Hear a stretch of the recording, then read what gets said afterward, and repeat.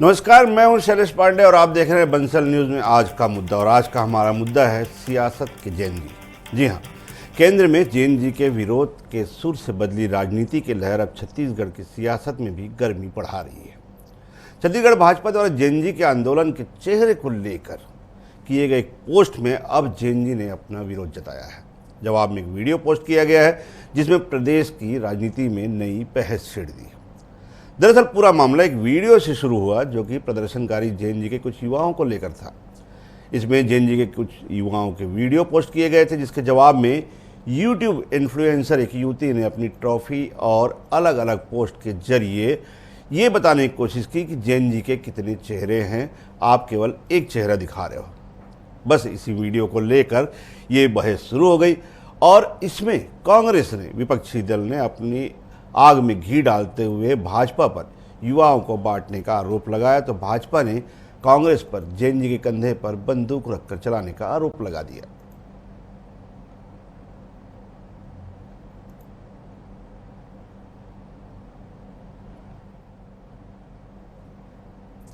तो पूरा मामला जैन जी की सियासत को लेकर है, लेकिन इसी बीच में बंसल न्यूज़ के 3 सुलगते सवाल भी हैं।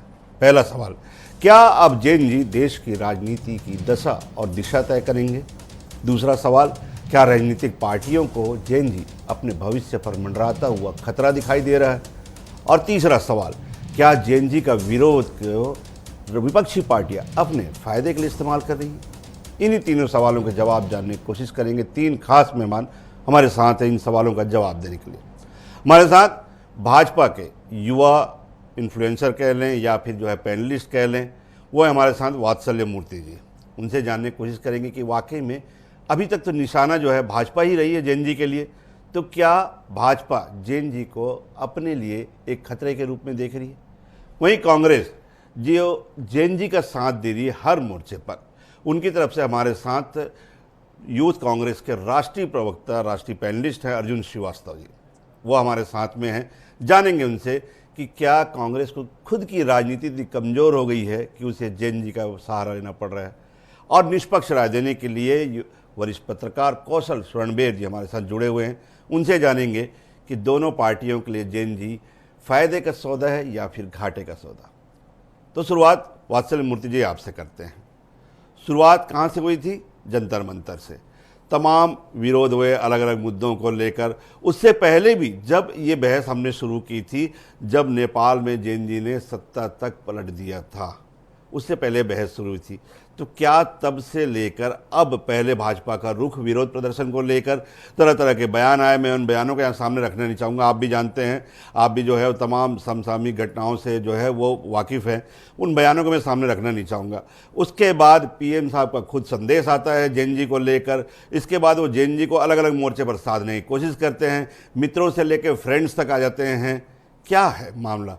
भाजपा क्या बैकफायर झेल रही है या डैमेज कंट्रोल कर रही है? शैलेश जी नमस्कार, सभी को मेरा नमस्कार।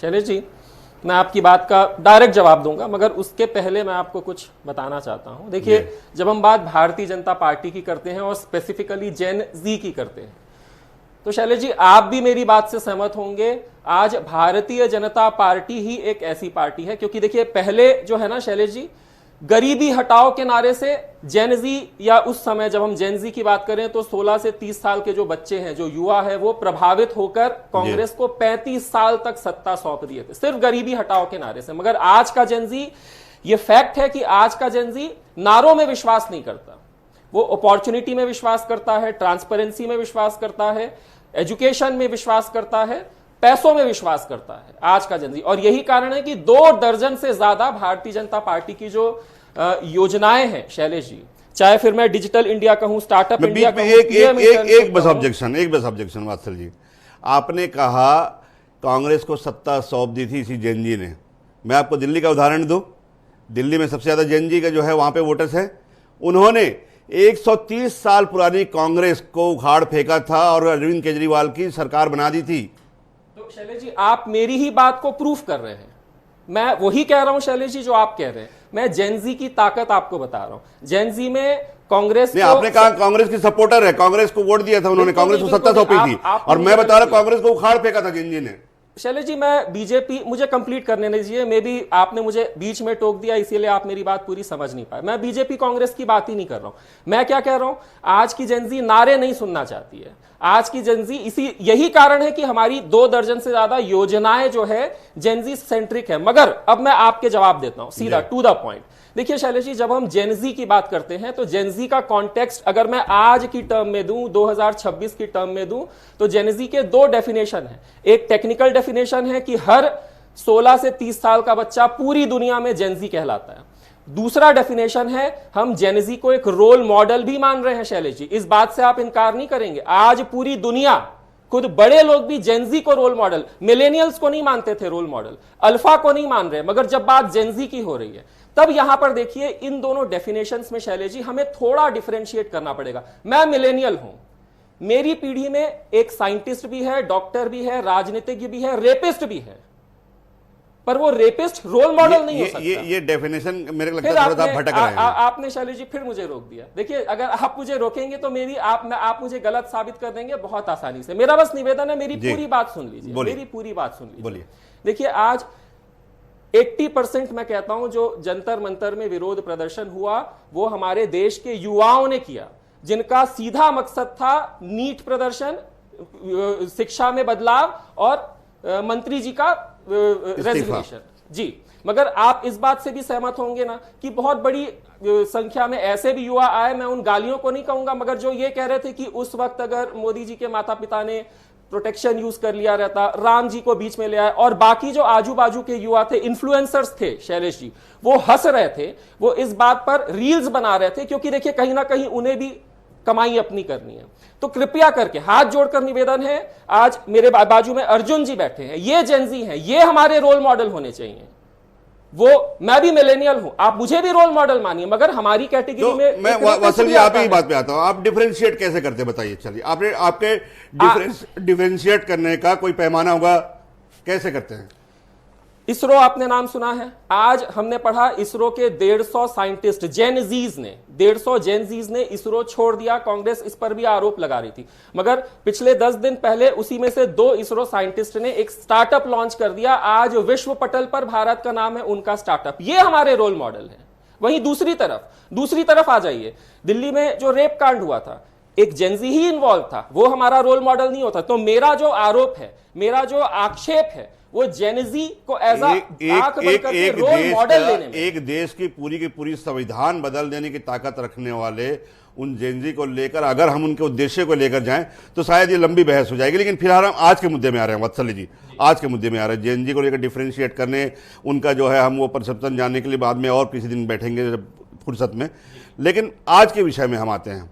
आज के विषय की अगर हम बात करें तो ये जेनजी को गाली बकने की, मैं उस शब्द को यूज नहीं करूंगा जो आपके पोस्ट में किया गया है, उसको शुरुआत किसने की?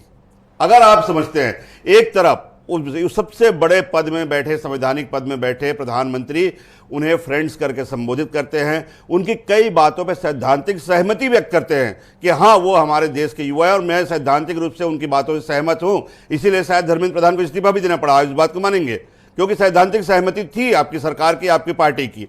आज आप में से ही, आपके ही एक अंग जो है, उनमें से एक वीडियो पोस्ट किया जाता है और उनको लगभग गाली देने जैसे जो है वर्ड यूज किए जाते हैं। कहां से उसकी शुरुआत? ठीक है शैलेश जी, अब पूरी मेरी बात सुन लीजिएगा, है ना। देखिए, 16 करोड़ कार्यकर्ताओं की पार्टी है भारतीय जनता पार्टी। हम में भी इमोशंस हैं, कार्डर बेस्ड पार्टी, कार्डर बेस्ड पार्टी है, हम में भी इमोशंस हैं। पिछले 10 सालों में मोदी जी के खिलाफ 90 से ज्यादा गंदी भद्दी गालियां और स्टेटमेंट्स दिए गए, मैं कहूंगा कांग्रेसियों और इसके लिए उनके खिलाफ मानहानि भी किए गए। देखिए, आप फिर मुझे बोलने नहीं दे रहे। जब तक शैलेश जी आप मुझे मेरे स्टेटमेंट को पूरा कंप्लीट नहीं होने देंगे ना, बहुत आसान है मेरे स्टेटमेंट का नैरेटिव ही चेंज कर देना। इसीलिए मेरा निवेदन है, मुझे पूरा कंप्लीट कर लेने दीजिए ना, पूरा कंप्लीट करने दीजिए। 16 करोड़ कार्यकर्ताओं की पार्टी है, हम में भी इमोशंस होते हैं। 10 साल में 90 से ज्यादा गालियां, जिस तरीके की गालियां जेनजीज के एक धड़ में कहूंगा, 80% जेनजी नहीं मगर कुछ इन्फ्लुएंसर्स ने जिस तरीके की गालियां दी, हम में भी इमोशंस होते हैं। इतनी गंदी गालियां कि आप खुद कह रहे हैं कि हम स्टूडियो में ले नहीं सकते हैं, मगर वो खुश हंस के ठहाके लगा कर मोदी जी को वैसी गालियां दे रहे थे। देखिए थोड़ी प्रतिक्रिया होती है, मैं फिर कह रहा हूं मोदी जी ने कहा है गलत है, हम कह रहे हैं गलत है, मगर एक प्रतिक्रिया होती ही है। चलिए मैं एक बार मैं अर्जुन जी की सलाह लेता हूँ, इसमें उसमें राय लेता हूँ, लेकिन बस एक ही बात कहना चाहूंगा, अगर गालियां दी हैं, अगर वो गैर कानूनी हैं तो उनके खिलाफ केस भी चल रहे हैं। और मैंने कहा मोदी जी को जिन्होंने गालियां दी हैं क्योंकि वो संवैधानिक पद में बैठे हैं, हमारे देश के प्रधानमंत्री हैं, निश्चित रूप से अगर उनके खिलाफ अपशब्द यूज किया जाए तो मानहानि के जो केसेस चल रहे हैं वो बिल्कुल अपने आप में सही चल रहे हैं। लेकिन मैं अर्जुन जी आपके पास आता हूं, आप यूथ कांग्रेस के राष्ट्रीय प्रवक्ता हैं, इस बात को आप गंभीरता से समझिएगा। कांग्रेस इस देश की सबसे पुरानी पार्टी, 137 साल पुरानी पार्टी, भाजपा जो उसके सामने नहीं है ना, आपकी जितनी पुरानी तो है नहीं वो, लेकिन अभी देश में सत्ता में है। आप भाजपा के खिलाफ लड़ाई लड़ते लड़ते क्या थक गए हैं? जैन जी के भरोसे वहां जाके जंतर मंतर में जाकर जो है उनके कंधे में हाथ रख के राहुल जी मुस्कुराते हैं। क्या आपके पास मुद्दों की कमी हो गई है? क्या इस देश में विपक्ष के नाते कांग्रेस अब जो है धारहीन, मुद्दा विहीन हो चुकी है? क्या जैन जी ही एकमात्र सहारा है आपके राजनीति में जीवित रहने का? मैं आपके प्रश्न का जवाब दूंगा सर, उसके पहले आप सभी को प्रणाम और सबसे जरूरी सम्मानित जनता को मैं प्रणाम करता हूं। मैं एक इंग्लिश में बहुत पुरानी कहावत है सर, मैं कहना चाहूंगा, they are riding a high horse but the fall is definitely going to hurt. इसका अर्थ ये होता है सर कि आज वे लोग अपनी ताकत और घमंड के नशे में इतने चूर हैं कि जब उन्हें हार की चोट लगेगी तो बहुत जोर से लगेगी। अर्जुन जी मेरा सवाल दोहराता, मेरा सवाल कांग्रेस से है जी, मेरा सवाल भाजपा से नहीं है जी। आप भाजपा के लिए सवाल, मेरा सवाल कांग्रेस से है। कांग्रेस देश की सबसे पुरानी पार्टी, प्रमुख विपक्षी दल होते हुए जैन जी जिन मुद्दों को उठा रही है, आप उन मुद्दों को नहीं उठा पाए, जैन जी ने उठाया, सफल हुए, और आप जैन जी के पीछे पीछे चल रहे हैं उसके पीठ में हाथ रखकर। मेरा सवाल ये है जी सर, देखिए मैं सिर्फ आपको इतना बताना चाहूंगा, लगातार ये 2026 के साल में जो नीट पेपर लीक का जो प्रोटेस्ट था ये इतने बड़े लेवल पे हुआ, बट आप देखेंगे पिछले 10 सालों से तमाम 60 से ज्यादा पेपर इस देश में लीक हो चुके हैं। 2024 में आपको याद होगा, 2024 में भी इसी देश में नीट एग्जाम लीक हुआ था। तब हमारी पार्टी, जो हमारा यूथ विंग है, यूथ कांग्रेस और एनएसयूआई, इसने राष्ट्रीय स्तर पर इस मुद्दे को उठाया था।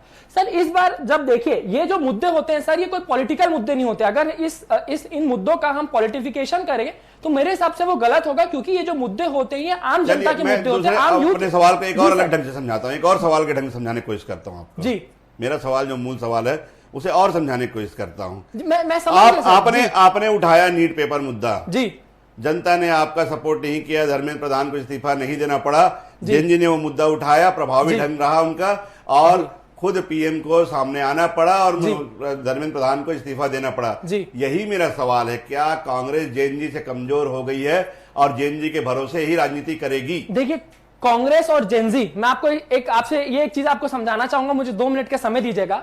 कांग्रेस और जेनजी अलग नहीं है सर। आज मैं जेनजी हूं और मैं कांग्रेस पार्टी का भी यहां इस पैनल पे पक्ष रख रहा हूं। सर मैं जेनजी हुआ भी हूं और मैं कांग्रेस पार्टी का कार्यकर्ता भी हूं।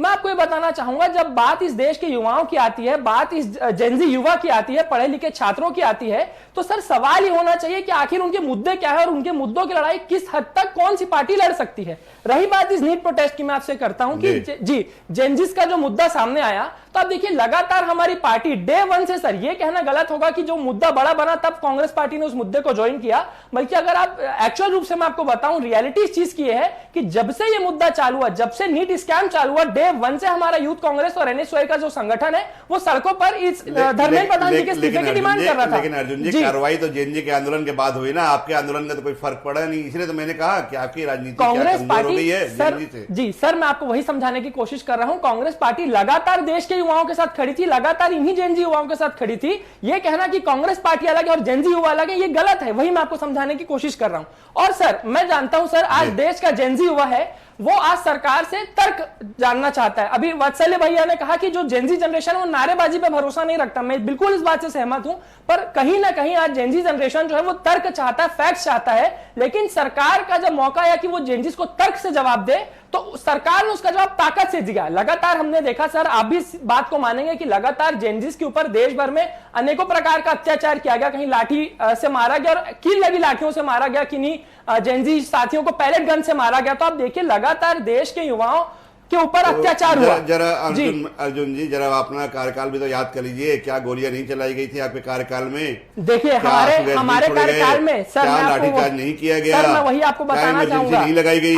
आप ये देखिए सर, अब मैं अगर आपको दोनों कार्यकाल का कंपैरिजन भी करके बताऊं, हालांकि आज वो मुद्दा नहीं है, लेकिन आप देखिए कि किस तरीके से जिम्मेदारी से बिना किसी बड़े प्रोटेस्ट के बाद हमारे नेता इस्तीफा दे देते थे। लेकिन आप देखिए मई के महीने में नीट एग्जाम हुआ और आप देखिए 2 महीने क्यों लग गए आखिर धर्मेंद्र प्रधान जी को इस्तीफा देने के लिए? कितने छात्रों की जान चले गई, कितने लाखों करोड़ों छात्र जब आज देश की राजधानी दिल्ली जंतर मंतर पे अपने हक की बात को रख रहे थे, अपनी आवाज को बुलंद कर रहे थे, तब आप देखिए सरकार ने उनके साथ क्या किया। अगर आप ये देखें सर, तो चलिए एक बड़ी अच्छी बात कही अर्जुन जी ने, कौशल भाई एक बड़ी अच्छी बात कही अर्जुन जी ने कि भैया कांग्रेस और जेएनजी कोई अलग अलग नहीं है जी, दोनों एक ही है। क्या कौशल भाई इस बात से इत्तेफाक रखते हो कि वाकई में अब जेएनजी जो है वो कांग्रेस की लड़ाई लड़ रहा है या विपक्ष की लड़ाई लड़ रहा है, और सही में जो प्रभाव दिखना चाहिए किसी विपक्ष का या किसी सार्थक विरोध का, वो जेएनजी के ही भरोसे हमें रहना पड़ेगा अगर मान लो किसी लड़ाई को लड़ना है तो इस देश की जनता को? देखिए निश्चित तौर पर दिल्ली में जो प्रोटेक्शन हुआ है उसकी असली ताकत जेएनजी थी और जेएनजी ही आखिरी तक रही है।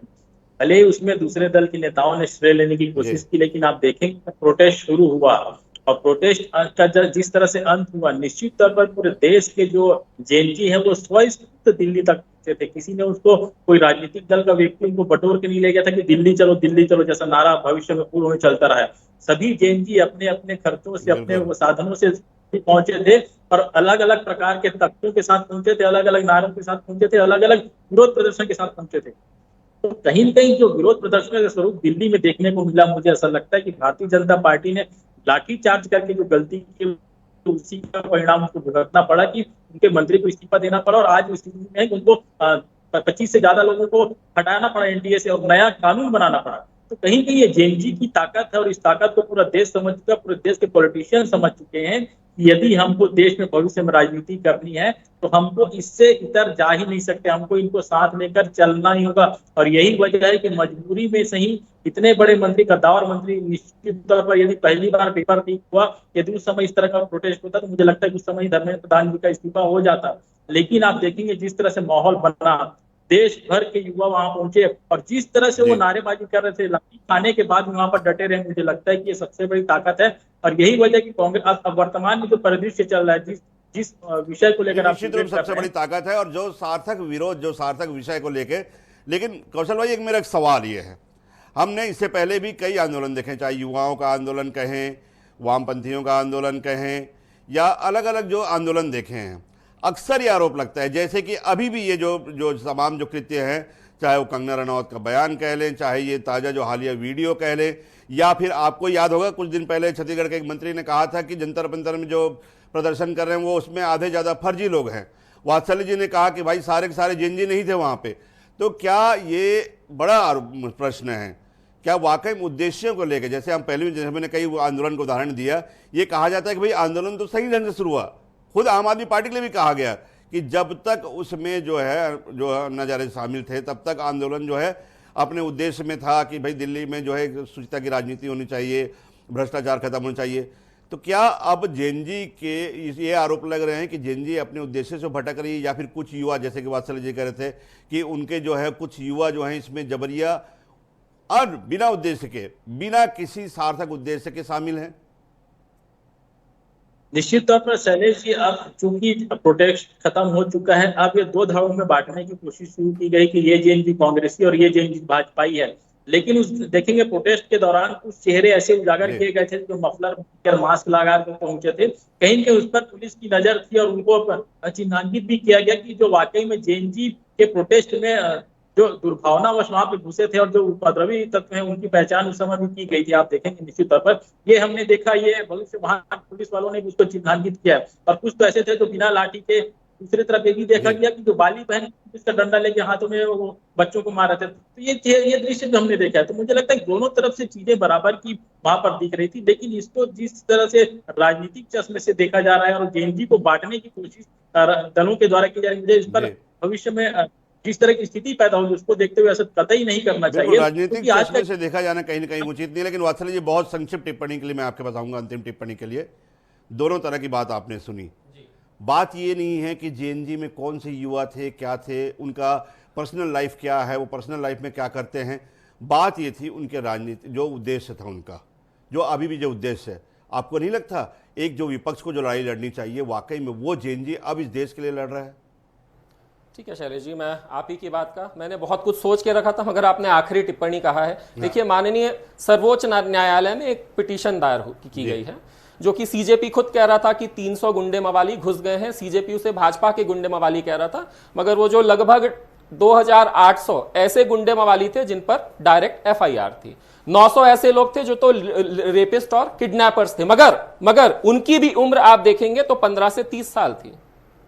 ठीक है, तो जब हम बात करते हैं, जब मैं स्पेसिफिकली बात करता हूं, तो मेरे लिए और देश के लिए ये जो 2800 लोग हैं, ये रोल मॉडल नहीं हो सकते। आपने जेनजी को गाली देने के तुरंत बाद मेरे नाम से कह दिया कि वात्सल्य ने भी कह दिया कि सारे जेनजी वहां पर नहीं थे। देखिए, मैंने ऐसा नहीं कहा। मैंने जेनजी को रोल मॉडल मानना और जेनजी की टेक्निकल डेफिनेशन क्या है उसकी बात की। इसी जेनजी में ये तो प्रूफ है ना, 2800 सीरियस ऑफेंडर्स भी थे। तो भाई मैं क्या कह रहा हूं मत देखिए, उसमें रेपिस्ट था। एक रेपिस्ट को तो मैं रेपिस्ट ही बोलूंगा शैलेश जी, उसे मैं जेनजी नहीं बोलूंगा। मैंने वही बात कही। एक और बस 10 सेकंड और। हमने कल देखा झारखंड में जो व्यक्ति झारखंड के प्रोटेस्ट को लीड कर रहा है, जहां इनकी सरकार है गठबंधन में, उसने क्या कहा? उन्होंने पोस्टर लगाया है। जब कोई शायद पॉलिटिकल पार्टी का व्यक्ति हाईजैक करने आ गया, उन बच्चों ने उसे धक्के देकर भगा दिया और एक पोस्टर लगा दिया, यहां पर कोई ईश्वर को गाली नहीं दी जाएगी। वो हमारे रोल मॉडल, मैं इसी बात पे आना चाहता हूं। वो 100% जेनजी है और वो हमारे रोल मॉडल। सार ये है कि क्या वाकई में जेएनजी में जो दूसरा चेहरा दिखाने की कोशिश की जा रही है जेएनजी की, कि भाई क्या उनका चरित्र हो सकता है। जैसे आपने भी कहा कि जो आदर्श, जो रोल मॉडल जिनको हम मान सकते हैं, उनकी लड़ाई सार्थक ढंग से लड़ी गई, एक सार्थक उद्देश्य के साथ लड़ी गई और उसको बात को मानी भी गई। लेकिन बहस इस बात का है कि क्या वाकई में जेएनजी को राजनीतिक चश्मे से देखा जाना चाहिए या फिर उनके उद्देश्यों को जो है एक साफ सुथरी नज़र से देखा जाना चाहिए। सवाल ये सभी राजनीतिक पार्टियों के लिए भी है और साथ ही साथ ये सवाल जेएनजी के लिए भी है कि उनके उद्देश्य सार्थक हैं, पूरा देश उनके साथ खड़ा होता है। लेकिन जिस तरह के जो तथ्य सामने आ रहे हैं, उनको भी एक बार जो है वो उनको छानने की ज़रूरत है, उनको एक बार सच्चाई में जाकर परखने की ज़रूरत है कि वाकई में वो सार्थक उद्देश्य के साथ है, लेकिन जो दूसरा चेहरा दिखाने की कोशिश की जा रही है उसमें सच्चाई कितनी है, ये भी परखना जेएनजी को आवश्यक है। आज की चर्चा में इतना ही, लेकिन देश प्रदेश की तमाम खबरों और न्यूज़ अपडेट्स के लिए आप बने रहिए बंसल न्यूज़ के साथ।